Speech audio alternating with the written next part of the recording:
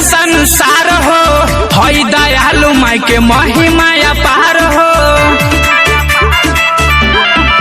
कि अपना भगत पर प्यार बरसावेली, करे नहीं हो निराश हंसावेली।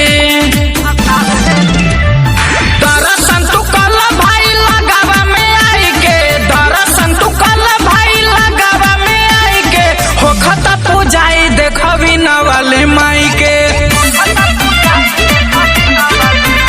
अरे हो खता पूजाई देखबी न वाले माई के।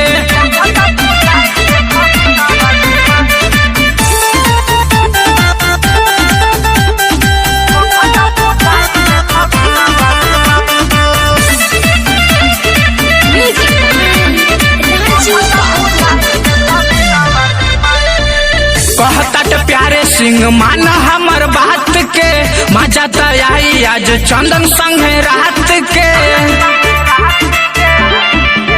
दोनों मिली भजन के गाई के, रूपेश करत माई के पूजाई के।